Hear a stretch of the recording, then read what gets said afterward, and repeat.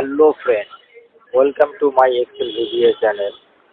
আজকের আলোচ্য বিষয় লাইব্রেরি প্রোগ্রাম।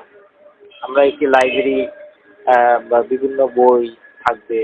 আমরা মূলত একটি লাইব্রেরিকে নিয়েই আমার এই প্রোগ্রামটি তৈরি করা।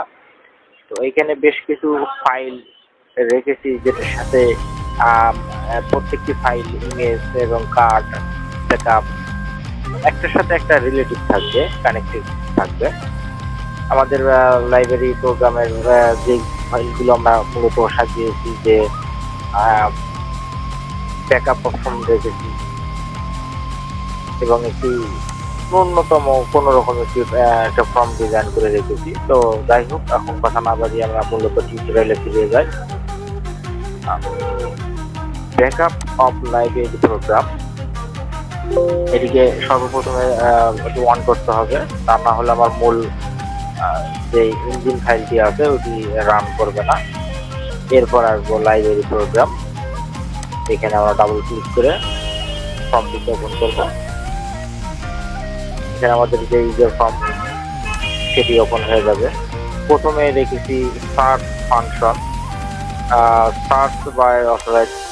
এখানে আমরা নেম অফ অথরাইজ যে কোনো একটা নেম দিয়ে আমরা সার্চ করতে পারবো, সে সার্চ অপশন।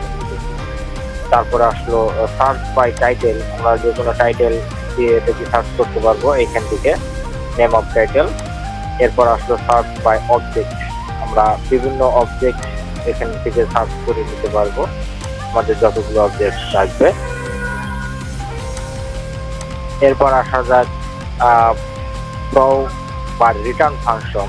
ব্রো বুক, আমরা বুক নাম্বার বা ডেট অনুযায়ী আমরা এটিকে ব্রো করে দিতে পারি। তারপর আসলে রিটার্ন বুক, আমরা ডেট এবং কত নম্বর বই, আমরা সে কী বই আমরা রিটার্ন করতেছি সে রিটার্ন তথ্য আমরা এখানে রেখে দিতে পারি। এরপর আসলো আদার ফাংশন, ওভার ডিউ রিপোর্ট। তারপরে আসলো এখানে register member and register barcode. আমরা রেজিস্টার মেম্বার থেকে আমরা মেম্বারকে রেজিস্ট্রেশন করে নিতে পারি। তারপরে আসলো বারকোড, রেজিস্টার বারকোড, আমরা এখান থেকে বুক নাম্বার এবং বুক বারকোড আমরা এখানে বসে আমরা সেটিকে আপডেট করে দিতে পারি।